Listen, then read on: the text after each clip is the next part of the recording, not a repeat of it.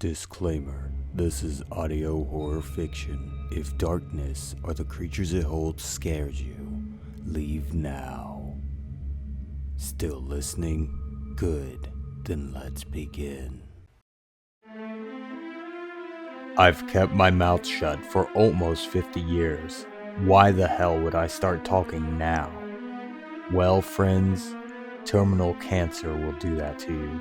Shit you thought you'd take to the grave suddenly becomes shit you desperately want to tell someone. Anyone. I won't bore you with a long lament about my time in Vietnam. It was shitty. It was shitty for everyone involved. It was particularly shitty for me, as I was 5'3". If you don't know what being particularly short during the Vietnam War entailed, let me fill you in. You arrive in a country, and a senior officer points at you and says, "You'd be a good fit for the tunnel commandos. Wanna join?" Now, technically, it's a question, as service in those platoons was voluntary, but it sure as shit didn't feel like a question. It felt like an order. And so that was my burden for the war, to be a tunnel rat, climbing down into deep, dank, dangerous tunnels filled with people and animals who wanted to kill me. Usually we operated in the huge Chu Chi tunnel complex near Saigon, but not on that day. On that day we were ordered to investigate a tunnel complex way up north, west of Da Nang. Two of us were sent into the tunnel that day, myself and Benoit. Now usually black guys manage to avoid becoming tunnel rats on account of them being so tall, but Benoit was burdened with the double misfortune of being short and black during the Vietnam War. A curse I wouldn't wish on my worst enemy. I was first into the hole and Benoit followed. We both had our Model 39s, some C4, our wits, and not much else. If you're wondering why we carried the small caliber Model 39s, go fire a Colt 45 in a narrow tunnel and come back to me. The last guy who tried that got a ticket home with blood pouring out of his ears. We crawled for what felt like an age. The tunnel was a tight fit, which meant it was probably freshly dug. It also stank something foul. That usually meant either spoiled food or some poor VC bastard died down there and was left to rot. After about 40 minutes of crawling in total silence, I saw the tunnel ahead open into a room. I tapped Benoit on the head with my foot. I heard him ready his pistol. I climbed down into the open chamber, pointing my pistol at the shadows. The room was dimly lit by a small oil lamp. It was also deserted. We took a moment to adjust. It was the longest single tunnel segment either of us had ever crawled through. It also had no traps, which was unusual. Where was everyone who dug the damn thing? Save for the lamp hanging from the roof and a canvas tarp on the opposite wall, the room was empty. I approached the tarp and used my pistol to move it aside. Behind the tarp was a stone staircase leading down. A stone staircase this far underground? I whispered to Benoit. VC didn't build this. This is old. Very old. Older than America old. Benoit whispered back with fear in his voice. "We've come this far, we have to keep going," I replied. We both walked slowly down the narrow staircase. Our flashlights had red lenses, and I swear the illuminated staircase looked like we were descending into hell. The staircase was almost as deep as the tunnel was long. Finally, I saw the staircase blocked by another tarp. Light was coming from the other side. I moved aside the tarp with my pistol. My finger trembled on the trigger. My eyes lit up, my heart raced. I almost pulled the trigger, but I didn't. Something made me pause. The room had at least 10 people in it, none of them armed. I pointed my pistol at the group and illuminated them with my flashlight.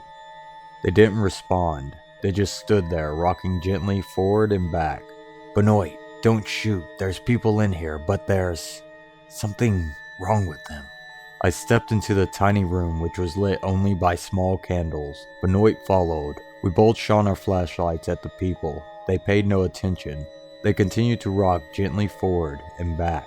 I shone my flashlight in one of their faces. I clicked my fingers. She didn't respond. Her clothes told me that she was VC. They all were VC. 3 women and 7 men. All gently rocking forward and back. Not a care in the fucking world.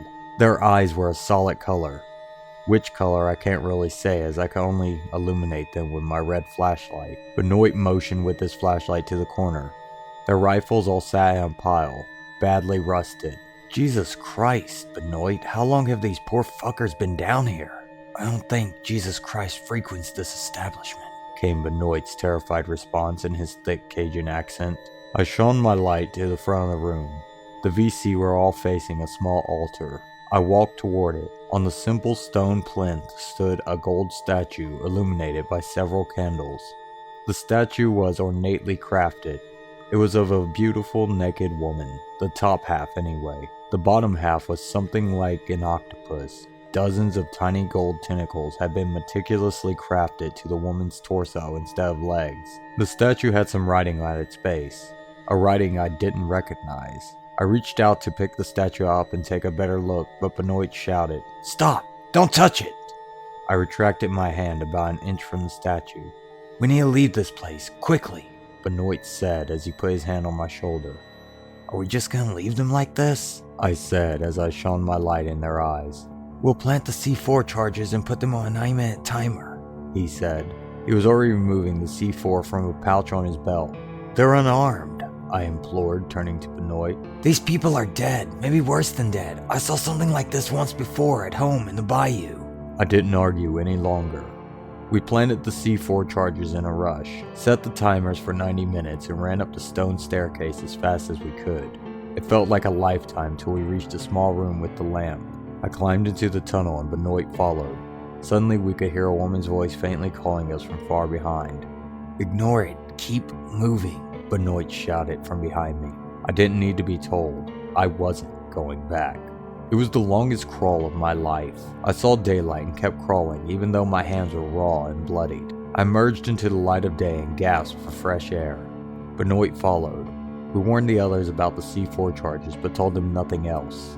Benoit and I sat in total silence away from the tunnel entrance, waiting, praying. The ground shook.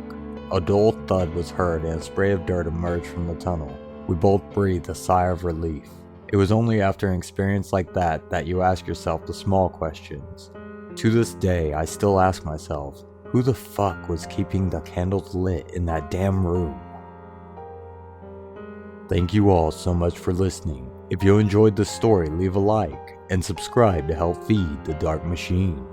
If you have a story that you would like me to read, send me a DM on Twitter @EvilOrphan or send an email to the link in the description below.